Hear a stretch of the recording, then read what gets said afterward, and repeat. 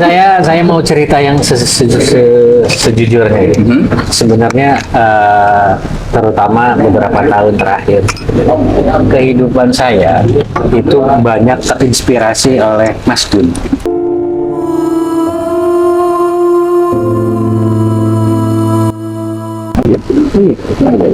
Bagaimana satu yang paling saya kagumi sampai saat ini adalah kesabarannya merawat ibunya. Oh ya. Gitu kan. Yang saya sudah tidak bisa lagi melakukan, ibu saya sudah nggak ada. Gitu.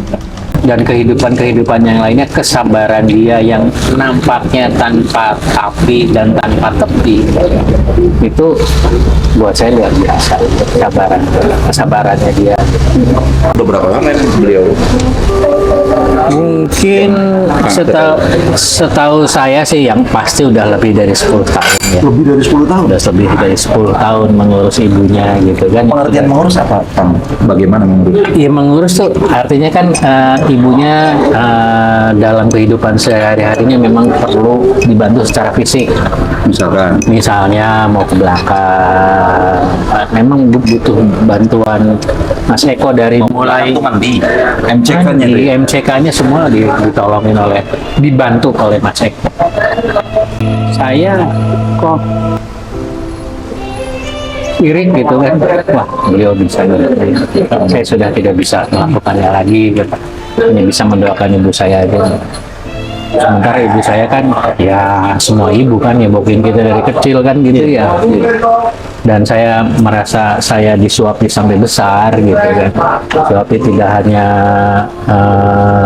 dengan nasi saja, tapi nasihat segala macam. Itu saya sekarang kalau saya punya masalah, saya bercermin ke Pak Eko. Saya bercermin ya, pertama yang setelah saya mencari apa sih pandangan Rasulullah kalau ada masalah tentang begini, mencoba mencari ya, sekarang kan banyaklah referensi yang bisa dicari. Dalam kehidupan kenyataannya, sehari-harinya saya melihat mata. Saya kalau hari Rabu itu saya selalu kalau saya pinjam kata-katanya Pak Gun, kalau kesini ini saya selalu nangis. Kalau kita ketemu hari Rabu itu dalam kehidupan sehari-hari saya banyak masalah. Tapi kalau melihat Mas Eko, Pak Ustadz, saya nangis. Makanya saya ngerasanya berat. Tapi kalau saya melihat Pak Ustadz, Pak Eko yang harus mengurus ibunya dengan sejuta persoalannya, itu kan butuh kesabaran khusus dan butuh bagaimana menata hati supaya kesabarannya itu menjadi berarti, lelahnya menjadi lilah gitu. Lelah dia ngurus ibunya.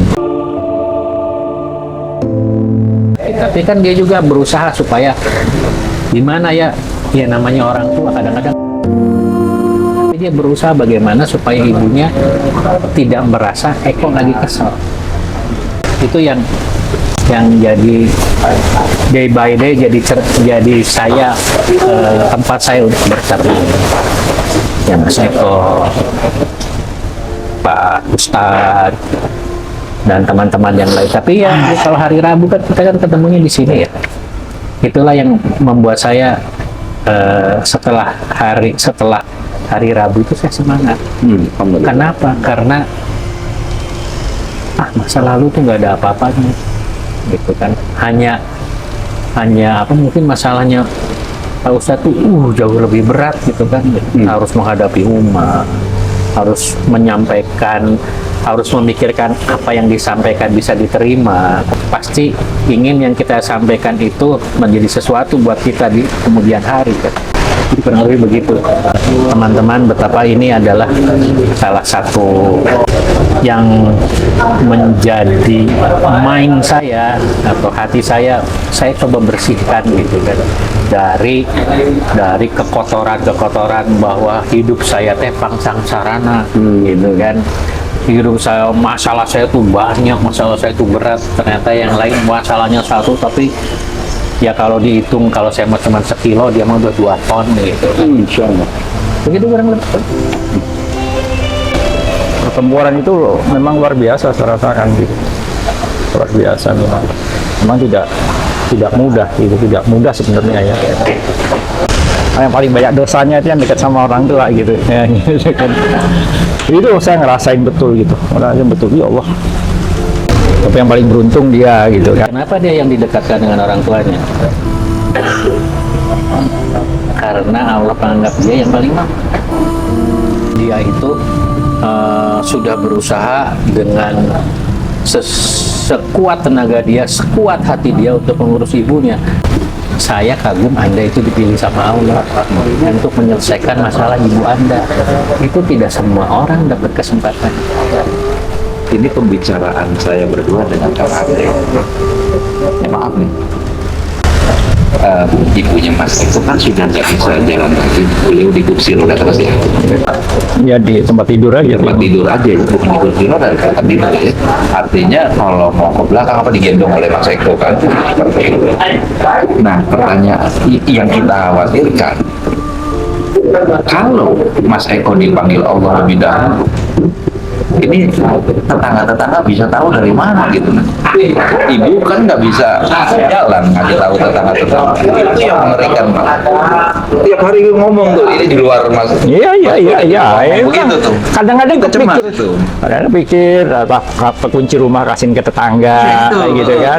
kunci rumah dititipin di tetangga gitu ya. Kalau aku nggak keluar 2 hari ini mesti, ini udah. Iya. Kalau buat saya gini, kalau dia 1 hari nggak ngirim video, saya susulin rumahnya. Oh, berarti kerjanya ngirim Udah, video. ngirim video. Ada hidup gitu. Ada teman, oh masih urip. Kalau subuh dia ngirim video, oh masih hidup. Ya udah, itu cukup begitu aja. Nanti siang lihat lagi dia baca yang mana gitu kan, kelihatan.